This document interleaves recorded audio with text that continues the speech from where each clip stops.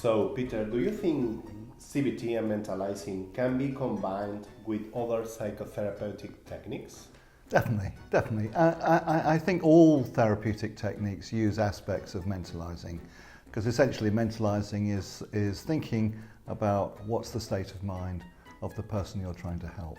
And that's absolutely true in CBT, and good CBT therapists are always sort of applying mentalizing anyway in their work. I think what it adds at times is that there are some useful techniques in mentalizing which helps when there are problems around the young person or the parent's relationship to help, and quite how they feel about coming for help. Those sort of things I think can be sorted out quite well with using mentalizing techniques. But for those children and parents who are quite comfortable about coming for help about their problems, CBT the techniques of CBT can work perfectly well without too much attention to a mentalizing approach.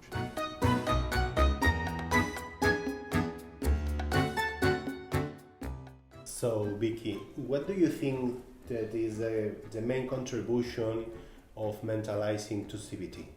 I think there are a proportion of children and young people for whom CBT works really well, and if that's the case, then I don't think you need to incorporate mentalising ideas too much. It's just part of good therapy. But there are a portion of young people and parents for whom CBT doesn't work so well, and I think that particularly is because CBT is quite an active therapy and it requires young people, children and parents to be acknowledged that there's a shared goal and that there's an understanding that things need to be different. And when that isn't always the case, then sometimes mentalising can be used to help get people back on track with the CBT. Particularly, it would be in cases where there's a rupture in the engagement of the therapeutic relationship, which gets in the way of the CBT, and mentalising can really contribute to that. Mentalising can really help where there are differences of opinion in what's the problem and what the shared formulation is about what the problem is, and setting shared goals. Mentalising can really help with that. And also CBT requires children and young people and also parents to understand their own states of mind and also to understand the states of mind of others. And that's not always easy for children, young people or for parents, and so mentalising can really help with that.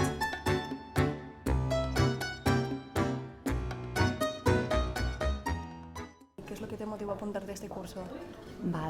Em dic Rosa, soc Rosa Bosch, soc psicòloga, treballo a l'Hospital de la Vall d'Hebron, al Servei de Psiquiatria, i ens vam apuntar en aquest curs perquè nosaltres treballem molt des del punt de vista més biològic, més de la vessant més psiquiàtrica de la malaltia mental, i volíem tenir un altre punt de vista i conèixer tècniques que ens poden ajudar en el nostre dia a dia, sobretot a fer millor la nostra feina.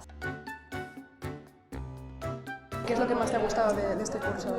Bueno, yo soy psiquiatra en el Servicio de Psiquiatría Infanto-Juvenil del Hospital Clínic en Barcelona y bueno, me gusta mucho porque es combinar dos tipos de enfoque terapéutico que creo que son muy útiles los dos y bueno, poder trabajar utilizando las dos herramientas.